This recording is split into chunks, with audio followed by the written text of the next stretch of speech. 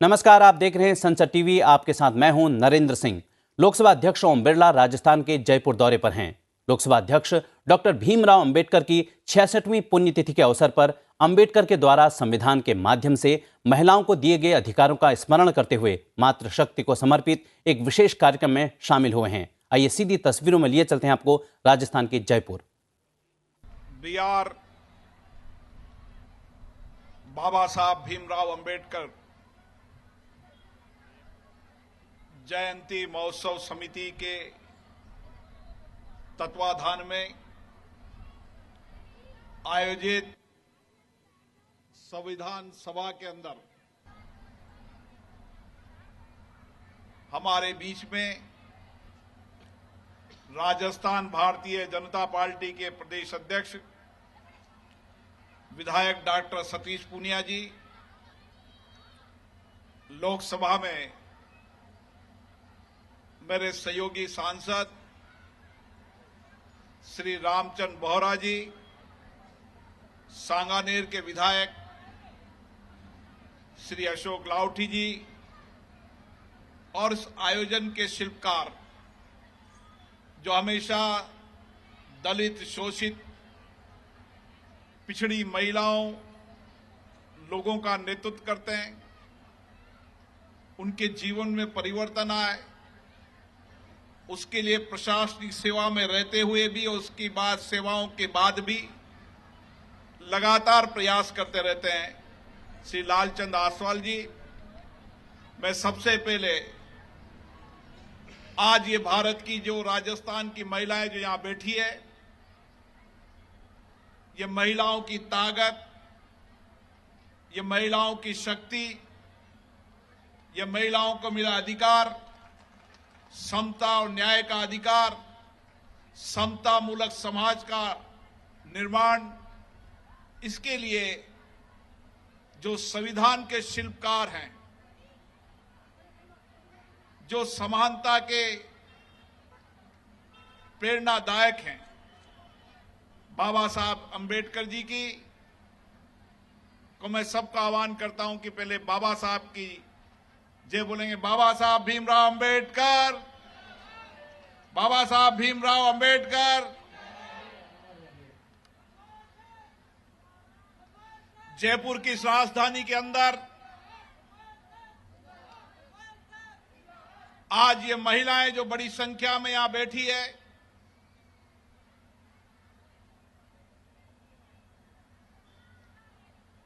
उन महिलाओं के अंदर इस समाज में नए परिवर्तन कर की आकांक्षा है, अपेक्षा है और इस 75 वर्ष की लोकतंत्र की यात्रा के अंदर जो महिलाओं के जीवन में परिवर्तन आया, जो महिलाओं को समानता का अधिकार मिला, वह बाबा साहब भीमराव अंबेडकर जी की देन है, जिन्होंने संविधान बनाने के पहले भी 1927 के अंदर महिला शिक्षा के लिए संघर्ष किया, महिला समानता के लिए संघर्ष किया और आजादी के पहले जो महिलाएं घर पर रहती थी, उन महिलाओं के जीवन में संघर्ष और संघर्ष के साथ नए निर्माण की अलग जगाई और उसके बाद बाबा साहब भीमराव अंबेडकर जी ने आजादी के पहले बंबई लेजिस्लेटिव असेंबली के अंदर महिलाओं के अधिकार, उनके काम करते समय उनके स्वास्थ्य के लिए, मैटरनिटी लीव के लिए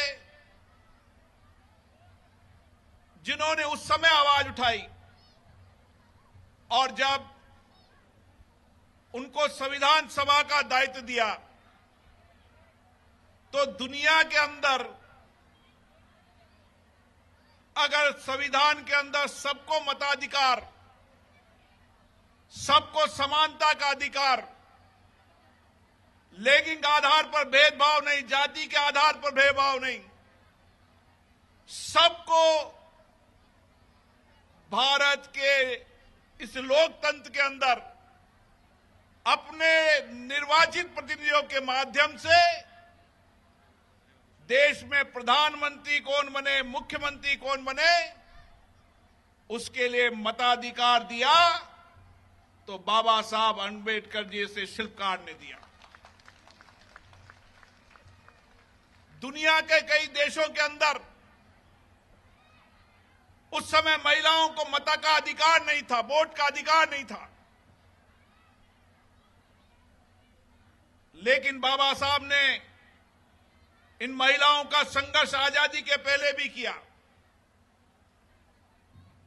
और इसीलिए आजादी की लड़ाई के अंदर भी 1857 की क्रांति भी इस भारत में महिलाओं ने नेतृत्व करके की।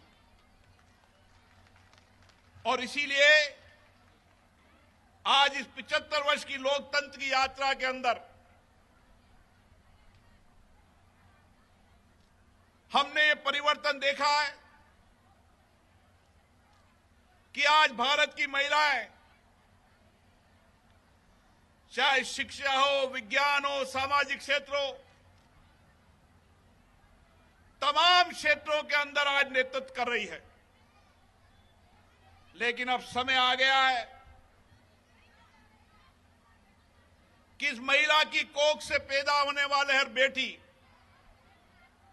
जो समय बाबा साहब ने कहा था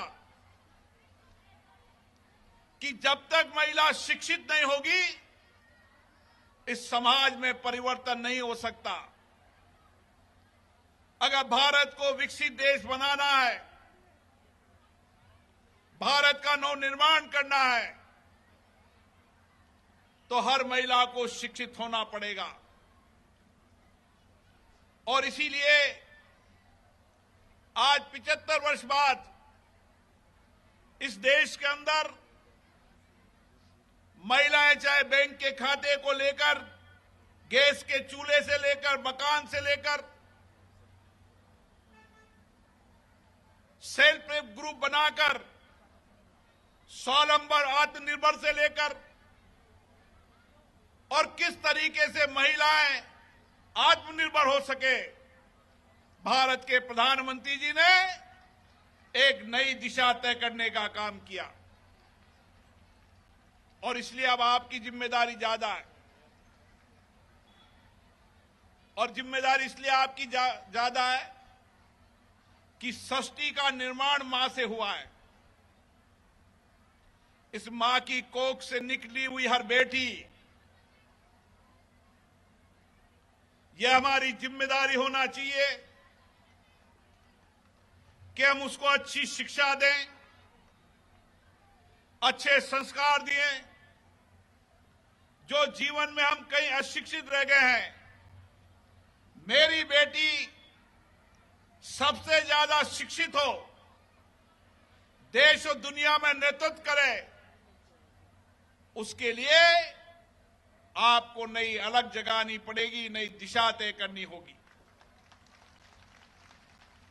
और जब इतनी बड़ी संख्या के अंदर महिलाएं हर गांव ढानी के अंदर पहुंचकर हर गांव में फैसला करे, निर्णय करे कि हमारे घर में होने वाली बेटी यही नए भारत के भाग्य की निर्माता है, मुझे इसको ही देश और दुनिया का नेतृत्व की क्षमता पैदा करनी है, तो ये समाज में जिस परिवर्तन का हम इंतजार कर रहे हैं वो परिवर्तन आपको ही करना पड़ेगा।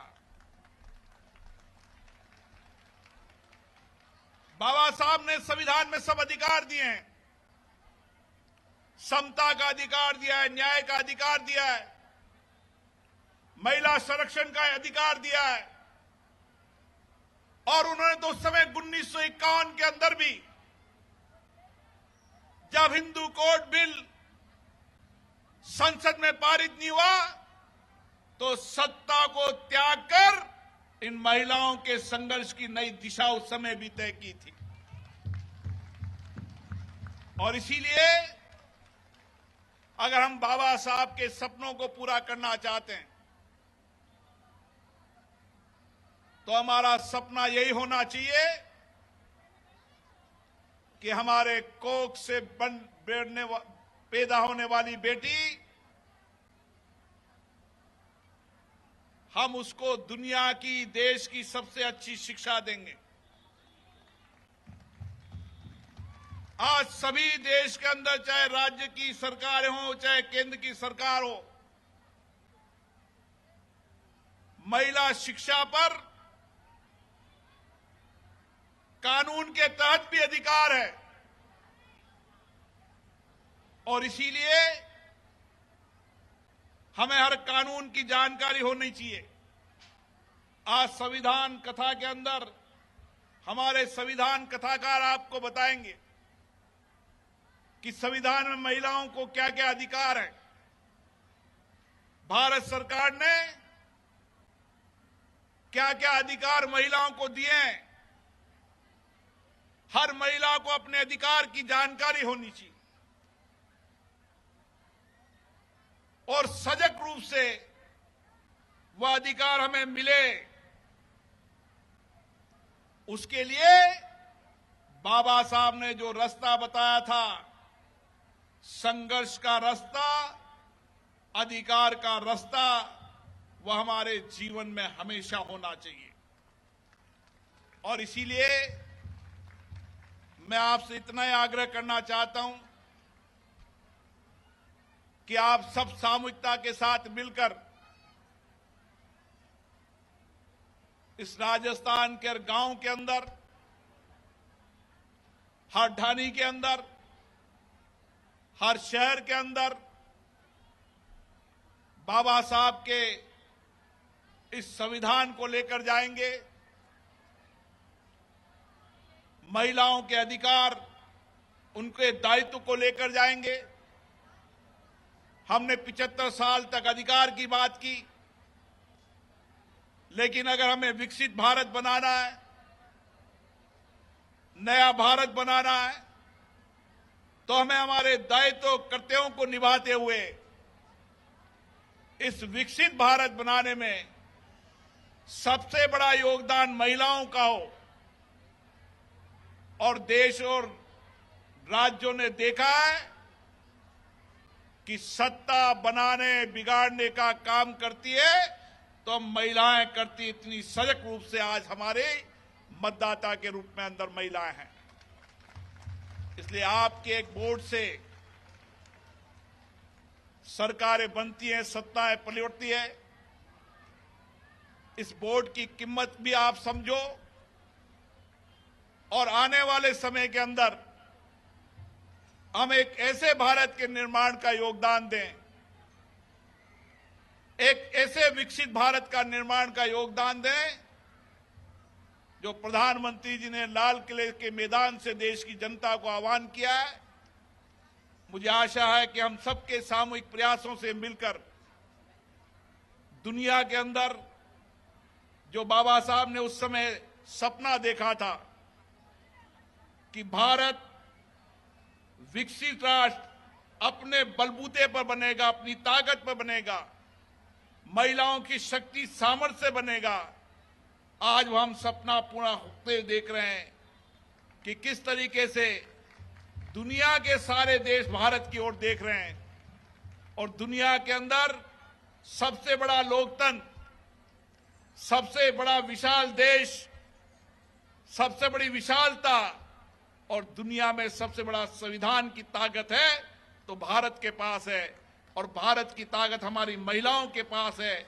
और इसीलिए आप सामूहिक रूप से आज यहां से संदेश लेकर जाएं।